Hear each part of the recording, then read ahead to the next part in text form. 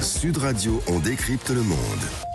Et on décrypte la guerre au Liban, mais pas seulement. La montée des tensions toujours davantage entre Israël et l'Iran. Jusqu'où ira cette escalade? On en parle avec notre invité Emmanuel Razavi. Bonjour.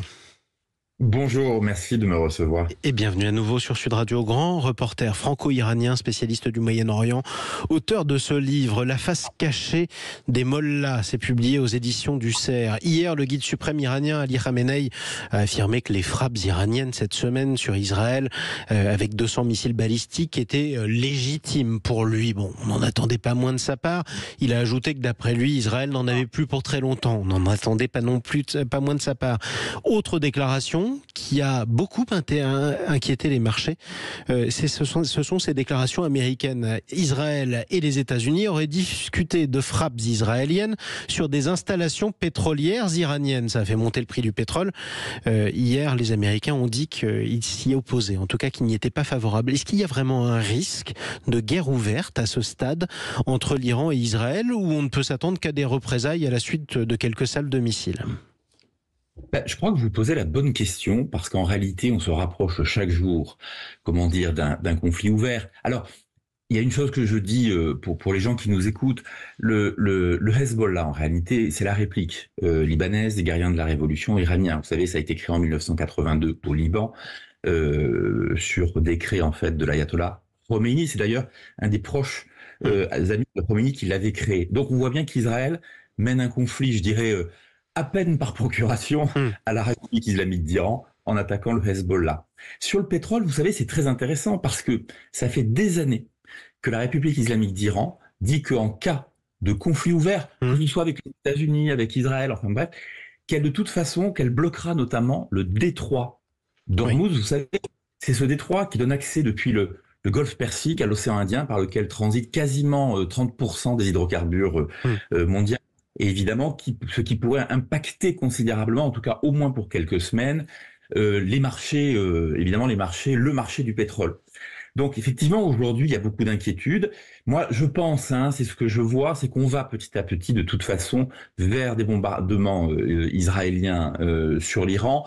Je pense que la stratégie israélienne aujourd'hui, en frappant en fait les puits de pétrole, s'ils font ça, c'est d'étouffer complètement la République islamique d'Iran, parce que vous savez qu'il y a une très grosse crise économique là-bas, forte contestation populaire, et que priver l'Iran de ses revenus pétroliers, au moins pour partie, en endommageant en fait leurs puits, leurs installations pétrolières, pourrait conduire réellement à une chute du régime, au moins son asphyxie, en tout cas en quelques semaines. Et une crise économique aussi sur le reste de la planète, parce que concrètement, il y aurait des mesures de rétorsion iraniennes, et donc effectivement, on verrait le prix du baril monter en flèche.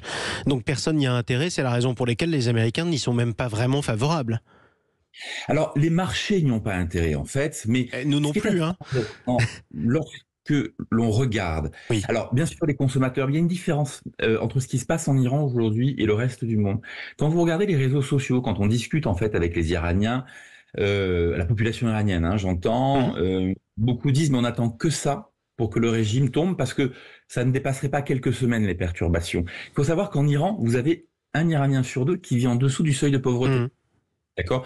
Donc la crise, si vous voulez, elle est réelle. Et si bien sûr les marchés, l'Occident globalement, les démocraties n'ont pas intérêt à se retrouver avec une crise pétrolière, la réalité c'est que vu de l'intérieur de l'Iran par beaucoup de gens, la situation est perçue, je dirais, un peu différemment. Alors vous vous rendez compte quand même malgré tout du point auquel la situation a évolué en un an. Dans 2 jours, on commémorera les massacres antisémites perpétrés par le Hamas du 7 octobre en Israël. 1 an plus tard, on en est à se poser en conjecture sur des frappes israéliennes qui permettraient de faire tomber le régime des mollahs en Iran. C'est quand même une réelle escalade. Ça veut dire aussi qu'après le 7 octobre, plus rien ne sera jamais comme avant. Mais je crois que vous venez de résumer parfaitement, écoutez, ce qui se passe actuellement. 1 an après le pogrom, en fait, du 7 octobre, effectivement, on en est à constater de toute façon que le conflit est au bord, de l'explosion, générale. Le Proche, le Moyen-Orient sont au bord de l'embrasement. On le voit bien, en fait, avec ce qui se passe, en fait, au Liban. Ce 7 octobre, si vous voulez, a déclenché, en fait, une situation T. En fait, il a surtout provoqué, il faut regarder ça du côté iranien, Le Hamas est terriblement endommagé. Le Hezbollah, qui est quand même son pilier, je dirais, principal à l'extérieur de ses frontières, est considérablement endommagé. En fait, il y a un effet boomerang aujourd'hui qui n'avait pas été perçu, je pense, par les terroristes du Hamas quand ils ont mené en fait leur pogrom, et c'est très bien comme ça.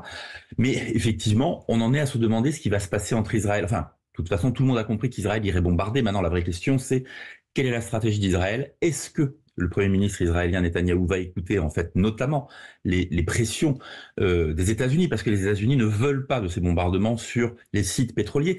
Je dirais même plus, les États-Unis aujourd'hui ne veulent pas non plus de bombardements sur les sites nucléaires. Et j'entends moi dire par les Iraniens qui sont favorables à l'action israélienne, qui ne veulent pas non plus que les sites nucléaires soient bombardés. Quand je dis iranien, je dis encore une fois population en fait iranienne. Il y a une peur, si vous voulez, qui est une espèce d'engrenage dramatique, tragique.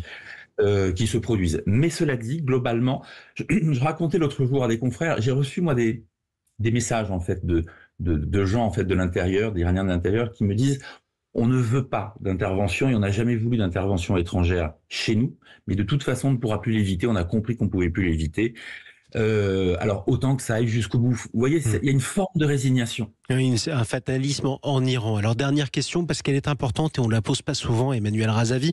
On a bien compris qu'une bonne partie de la population civile iranienne était opposée au régime des Mollahs. En revanche, effectivement, cette nuit, 3 hôpitaux au Liban ont annoncé cesser leurs activités à la suite des bombardements israéliens. Il y a beaucoup de réfugiés, il y a beaucoup, quoi qu'on en pense, de victimes civiles au Liban. Quoi qu'on pense des massacres antisémites du 7 octobre il y a un an, que pensent les Iraniens de la riposte israélienne ? Alors, globalement, dans ce que je perçois, mais je ne suis pas le seul puisque je discute avec d'autres personnes qui parlent avec l'Iran, globalement, les Iraniens sont plutôt assez favorables à la riposte israélienne, tout en étant inquiets de ce qui pourrait se passer chez eux. Vous voyez, c'est ça le paradoxe. En fait, je parle sans arrêt de paradoxe iranien parce que d'un côté, vous avez des gens qui sont résignés à ce que Israël aille encore plus loin, qui commencent à dire que ils sont d'accord pour que Israël même vienne bombarder. Alors attention, quand je dis l'Iran, ils sont d'accord pour que Israël bombarde des sites militaires iraniens, pas la population civile.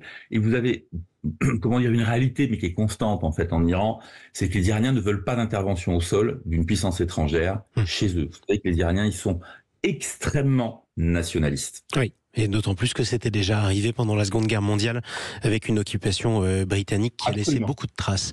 Il est 8h26 sur Sud Radio. Je voudrais vous remercier, Emmanuel Razavi. La guerre n'est pas terminée, donc malheureusement, si j'ose dire, on sera amené à vous reparler parce qu'on aura besoin de vos lumières.